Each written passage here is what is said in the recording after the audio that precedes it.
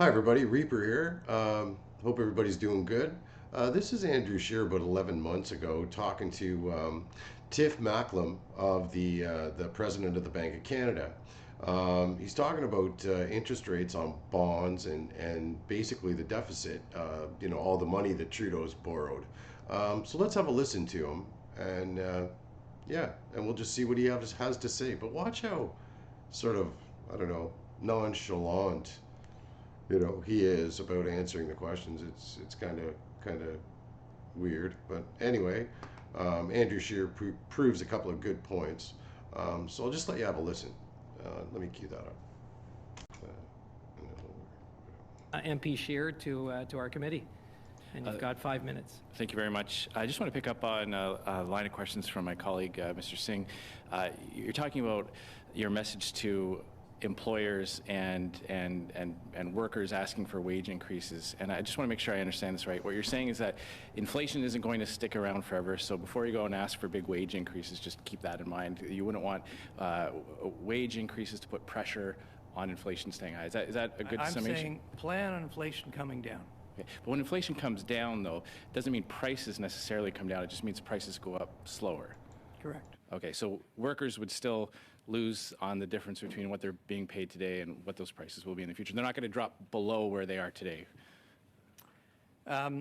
Well, yes. Our mandate is to control inflation. We don't have a price level target. We have an inflation target. So we're trying to get the rate of increase of inflation back. But inflation is defined as prices going up, so they are linked. I just wanted to make that point because your message to employers and workers is to basically exercise restraint so as not to contribute to inflationary pressures. In 2021, the Bank of Canada gave $18.4 million worth of bonuses to its own staff. Were those bonuses, would you consider those bonuses to staff working at the bank contributing to inflation? Well, I actually think the Bank of Canada has been pretty restrained, but the Senior Deputy Governor can take you through. It's just a matter of opinion. Do you think they added to inflation? I wanted your opinion. No, I don't think that added to inflation. Okay. Have you received a bonus yourself since March 2020? In fact, I'm per the legislation under which I'm appointed. I have no ability to get a bonus. Okay. You talked about the bank's negative position. I just want to make sure I understand this properly. The bank is losing money because it has to pay interest on the settlement accounts, and now that the rates have gone up, the interest payments are greater than what the bank receives from the government for the bond rate itself. Is that correct? Yes. So what we're paying in interest on our settlement balances, which are our liabilities, is larger than the interest we're receiving on our assets, which are largely Government of Canada bonds. Okay. And who's receiving those higher interest payments? Those would be the large financial institutions that have accounts with the bank? That's correct. So the big five Canadian banks would be included in that? Yes, a bit more than that, but yes. Okay, but they are included in that? Yes. Okay, and so they're getting paid more than what the bank is receiving in the payment. Who covers the delta on that? Is that do you just write them an IOU? Do you create more money to pay them? Where does the money come to cover those losses? Right. So, as the Senior Deputy Governor was just explaining, there are different possible solutions to that problem. It's ultimately a decision of the government how that gets resolved. The government could indemnify us. So in other words, instead of us making a remittance, there'd be a reverse remittance.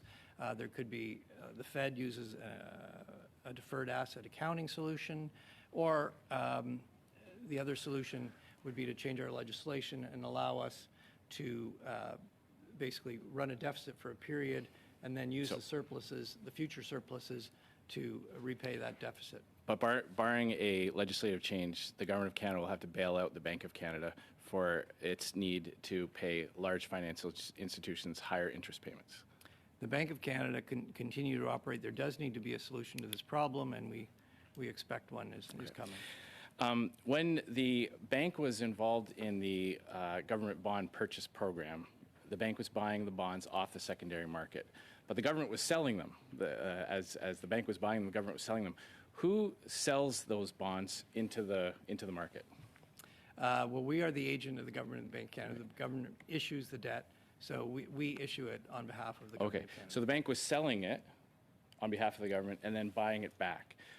When was the price identical between what the bank was selling the government's bond for and what they were buying it The prices back won't be identical, but they're pretty close because it's a competitive market. We issue, both of these things are run in competitive auctions. There's strong competition, so the prices are, every auction is going to be a little bit different. Because of the competitive process, the prices will be close, but they're not going to be exactly the same.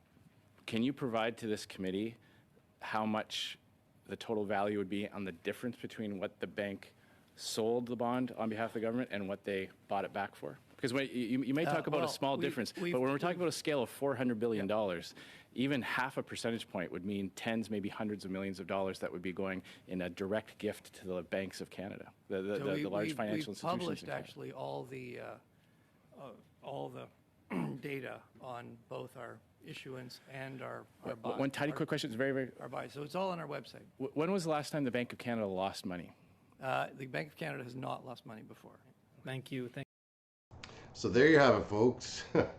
the taxpayers picking up the difference. Where else do you think the money's coming from? So we're going to have to make up the difference between what they sold them for and what they bought them back for. So, very good questioning by Andrew Scheer, I must say. But do you notice how casual and nonchalant he is with that? And then at the end, in the middle, he asks, "Are you still paying bonuses?" Well, yeah, of course, we got to pay bonuses. Did you get a bonus? No, I didn't get a bonus. I'm not eligible to get a bonus. Okay, but all your other guys got a bonus. Yeah, of course they did. Yeah, well, for what? For raising interest rates to 7%?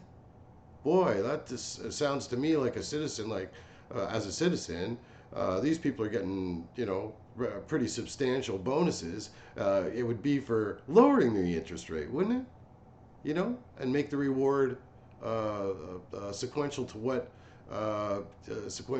you're doing. You lower the interest rate by 0.5, you get a $50,000 bonus, a half a percentage point. Make them parallel with it. But no, we can't do that. It makes too much sense. Anyway, just another reason. Trudeau printed all that money. Now we can't pay the interest on it, right? So basically, that's what it is. Anyway, be good to yourselves and be good to each other. We'll see you next video, which is again today.